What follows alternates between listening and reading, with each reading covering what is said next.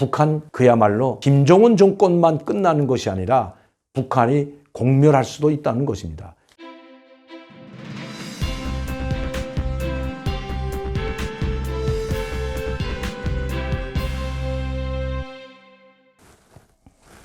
안녕하십니까 여러분. 강명도TV 자유조선을 시작하겠습니다. 북한은 정말 운도 없는 것 같습니다. 가뜩이나 경제 파탄으로 주민들의 생활이 말이 아닌데 이제는 악재가 또 나왔습니다. 정말 수렁에 빠져 있는 북한이 헤어나올 수 있는 기회조차 사라져가고 있는 느낌입니다. 오늘은 악재에 악재에 겹친 북한 이대로 무너지나 라는 제목을 가지고 여러분들께 말씀드리려고 합니다. 북한은 이미 한국에 대해서는 알 만큼 다 알았습니다. 한국 정부의 의지에서는 자기들이 이 파탄된 경제나 인민들의 목걸이조차 해결할 수 없다는 것 3년 동안의 기간에 다 알았다는 것입니다. 그래서 북한은 이제 남은 것은 바로 미국입니다. 트럼프와 마지막 도박을 준비하고 있다고 합니다. 그 마지막 도박은 이제 물밑 접촉에서 트럼프 대통령을 움직여서 어제도 제가 말씀드렸던 것처럼 비핵화를 하는 조건으로 미군 철수와 맞바꾸려고 하는 그냥 핵무기를 내려놓겠다고는 명분상 할 수 없기 때문에 또 북한의 강경 군부 세력이 그렇게 결코 만만치 않습니다. 물론 김정은이 공포정치로 해서 많은 사람들이 희생당했지만 절대 충성하는 사람도 있습니다. 그건 절대 충성은 자기 마음에서 우러나오는 충성이 아니라 바로 공포정치와 총살정치에 의해서 살아남기 위한 충성이라는 것입니다. 이런 상황에서 만에 하나 김정은이 진짜 핵을 포기하게 된다면 자기들의 운명도 끝난다고 생각하는 북한의 강경 세력, 즉 군부 실세들이 진짜로 김정은이 핵을 포기하려 한다면 어떤 돌발 행동을 일으킬지도 모른다는 것입니다. 김정은이 핵을 포기하자고 해도 군부 실세나 강경 세력들이 핵을 포기하지 못하게 압박한다는 것입니다. 그러면 김정은은 선택의 여지가 없습니다. 명분이 있어야 됩니다. 그들을 설득시킬 수 있는 명분, 그 명분은 다름 아닌 한반도에서의 미군을 단계적으로 철수하는 겁니다. 그러면 북한도 단계적으로 핵무기를 내려놓겠다고 트럼프 대통령을 설득시키는 것. 이게 마지막 도박이라는 것입니다. 김정은의 마지막 도박. 여기에 사활을 걸었습니다. 오늘 우리 일간 신문들에는 이런 글들이 실렸습니다. 청와대가 북미 정상회담을 다시 만들기 위해서 백방으로 노력하겠다는 이런 글들이 실렸습니다. 청와대나 우리 정부가 아니더라도 북한은 스스로 우리 정부의 도움을 받지 않고 미국과 접촉하고 있다는 것 어제 말씀을 드렸습니다. 또 강경화 장관은 모든 외교적 노력을 다해서 북미 간의 회담이 이루어질 수 있도록 최선을 다한다는 이야기도 했습니다. 또 비건 특별대사, 즉 미국 국무부 부장관이 7월 7일경 한국을 방문한다고 했습니다. 미국 정부는 유엔 주재 북한 대사를 통해서 물밑 접촉을 하고 있는 것으로 보입니다. 그래서 이번에 비건 국무부 장관이 7월 7일 한국을 방문한다면 판문점에서 극적인 고위급 회담이 이루어질 수도 있다는 것입니다. 이처럼 북한은 이제 마지막으로 트럼프 대통령에게 한 번 더 매달려 보려고 한다는 것입니다. 물론 김정은이 진심으로 핵무기를 포기할 마음을 가지고 협상에 임할 리는 없습니다. 그래서 미국 내에서도 또다시 시간 벌기로 갈 수가 있다. 북미 정상회담은 실무자들이 회담을 통해서 성과를 도출해내고 합의문을 도출해낸 다음에 정상회담이 만나는 것이 우선이라는 이야기가 나오고 있습니다. 그러나 우리 정부는 또 문재인 대통령은 톱다운 방식으로 1대1로 정상 간이 회담을 진행해서 거기에서 문제를 끌어내는 것이 가장 쉽다고 생각하는 것 같습니다. 그러나 지금까지 두 번의 미북 정상회담은 톱다운 방식이 얼마나 위험한가를 보여주는 선례를 남겼습니다. 김정은은 지금 북한 주민들을 먹을 것을 해결해 주지 못하고 인간 생활에 가장 필요한 생필품을 해결해 주지 못하면 정말 김정은 정권 체제가 위험하다는 것 그도 알고 있습니다. 여러분들도 아시다시피 5월 1일 순천에 있는 린비료 공장을 가동할 때 직접 테이프를 끊었습니다. 즉 준공식에 참여해서 테이프를 끄는 것이 김정은입니다. 그런데 린비료 공장이 가동을 하지 못하고 있다는 것입니다. 거기에서 생산된다면 엄청난 큰 공장입니다. 연합기업소를 방불케 할 정도로 상당히 큰 규모의 린비료 공장인데 가동이 되지 않고 있습니다. 원료도 없고 기계 설비가 아직 다 완성되지 못했기 때문입니다. 김정은이가 그때 나와서 준공식 때 테이프를 끄는 것은 바로 자기의 건강을 전 세계에 과시하기 위해서였습니다. 이것은 바로 김정은의 건강에 문제가 있기 때문에 이렇게라도 해서 아직 준공이 되지도 않은, 말하자면 완전하게 설비가 갖춰지고 거기에서 준공식 테이프를 끊으면 첫 린비료가 나와야 되는데 그런 모습은 보여주지 않고 겉모습만 웅장하게 보여줬습니다. 그리고 공장 내부를 구석구석 돌아보는 것이 아니라 전기 자동차를 타고 구내를 한 바퀴 삥 돌면서 그 규모를 보여줬습니다. 린비료 생산이 되지 않고 있습니다. 지금 북한은 농사철입니다. 비료가 없어서 난리가 났다고 합니다. 비료는 곧 쌀 생산량의 가장 중요한 요소라는 것, 비료는 곧 쌀이라는 북한에 걸어놓은 구호만 보더라도 잘 알 수가 있습니다. 북한의 농촌에 가서 또 모내기 현장이나 모판에 가보면 이런 구호가 있습니다. 비료는 곧 쌀이다. 그런데 지금 제가 알아본 바에 의하면 중국에서 들어가는 비료가 거의 없습니다. 이번에 북한의 농사가 잘 되는가 안 되는가에 따라서 김정은의 운명도 달리될 수도 있습니다. 또다시 고난의 행군은 이미 시작되었고 금년에 먹는 문제를 해결하지 못한다면 한 번의 고난의 행군을 체험했던 북한 주민들, 이제 더 이상 그런 수백만 명이 굶어 죽는 아사자가 나오기까지 기다리지 않는다는 것입니다.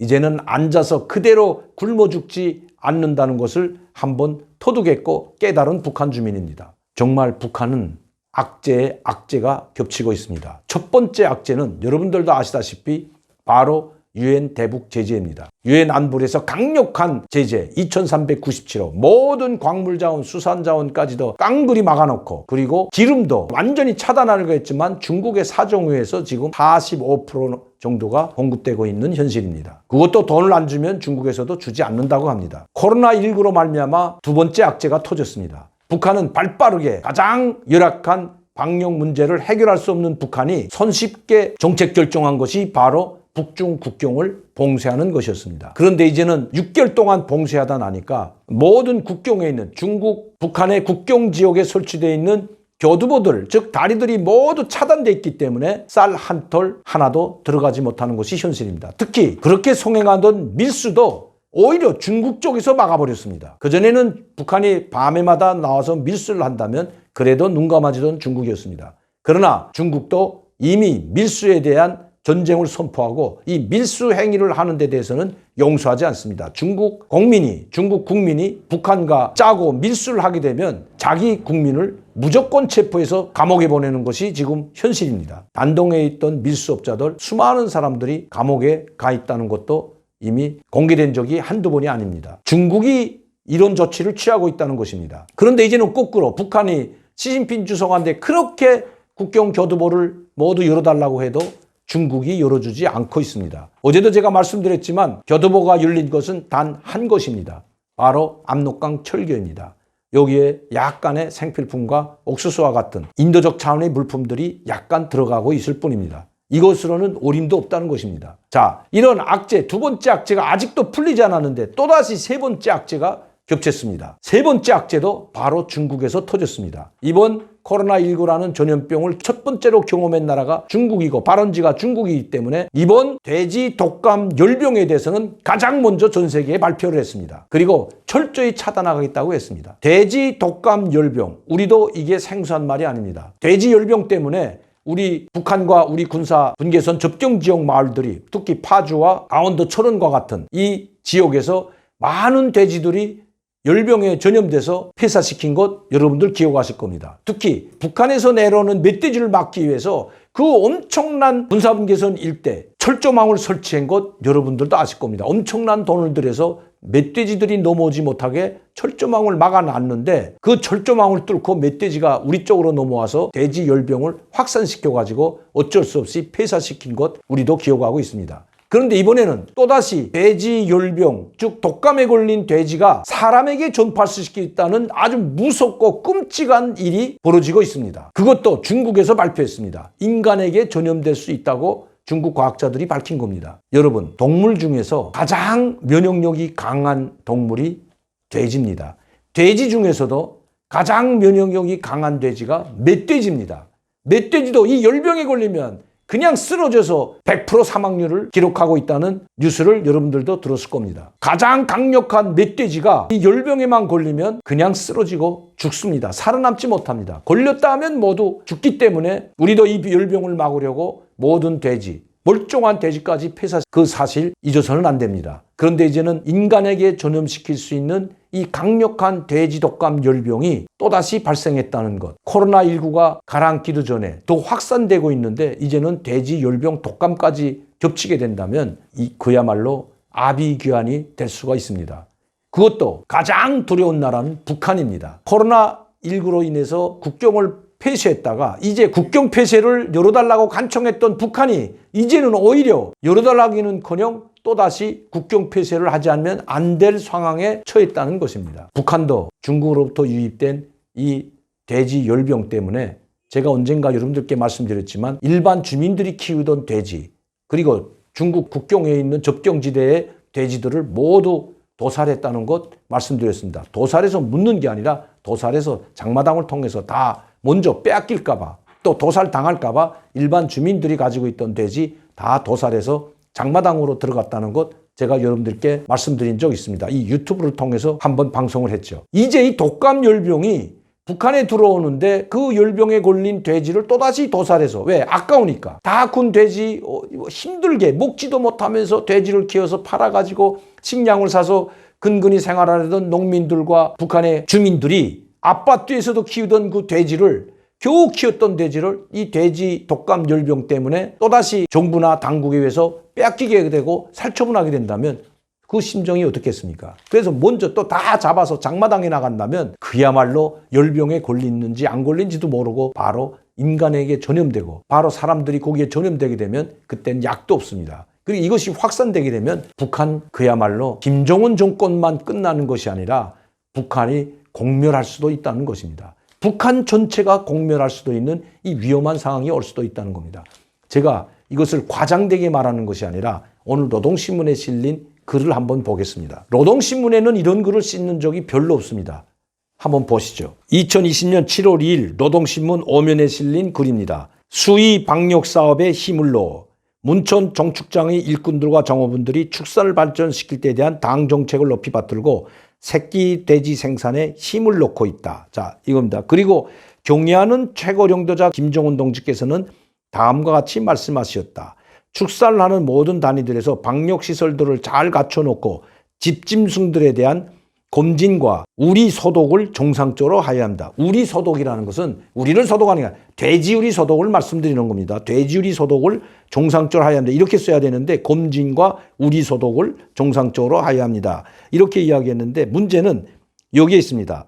종업원들이 집짐승 전염병의 발생 원인과 그 증상 등을 깊이 파악하고 각성 분발하게 하고 있다. 정축장에서는 정축 돼지들이 병에 걸리는 것을 막기 위한 대책도 세워나가고 있다. 우리 소독을 정상화하고 있는데 매일 아침 소독약을 돼지우리들에 분무해주고 있다. 경우에 따라 하루에 2번 분무해줄 때도 있다. 이런 글을 지금 실었다는 겁니다. 노동신문에 실은 이런 이야기들, 사설이나論설이나 이런 것들은 모두 북한 전체 주민들이 다 보게 하고 이대로 따르게 하는 지침서나 같은 것입니다. 오죽했으면 돼지우리 소독을 하루에 2번씩 하라고 했을까요? 이것도 북한은 돼지열병이 작년에 급속히 퍼져나갈 때도 자기네는 돼지열병이 없다고 했던 사람들입니다. 코로나19나 마찬가지죠. 그런데 느닷없이 돼지우리 소독에 대해서 노동신문에 그것도 김정은의 교시까지 인용하면서 돼지우리를 소독하고 방역사업에 지금 초점을 맞추라는 이런 지시가 내렸다는 것.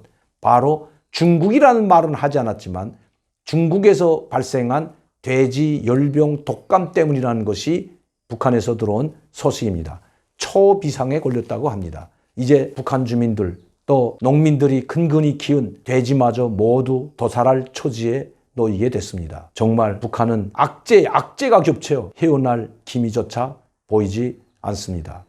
하늘도 버린 것 같습니다. 오늘도 강명도TV 자유조선을 시청해 주신 여러분들께 감사를 드립니다. 그리고 항상 저를 지원해 주시고 격려해 주시는 팬 여러분들께도 진심으로 감사를 드립니다. 그리고 제가 광고를 하나 해드리겠습니다. 이 광고는 제가 뭐 다른 광고가 아니고 흑마늘 진액 골드, 감기를 걸린 사람에게도 좋고 또 예방 차원에서도 좋고 또 면역력을 높여주는데 제가 좋다고 여러 번 말씀드렸습니다. 저도 매일 지금 먹고 있습니다. 그리고 감기에 걸린 분들, 또 코감기나 요새 이 에어컨 감기가 많이 돌고 있는데 그런 분들 드시면 한 3일만 드셔도 상당히 많이 좋아지는 것 느낄 수가 있습니다. 꼭 드셔보시기 바랍니다. 그리고 제가 힘들기 때문에 이 마늘과 같이 구운 후겸 마늘 소금입니다.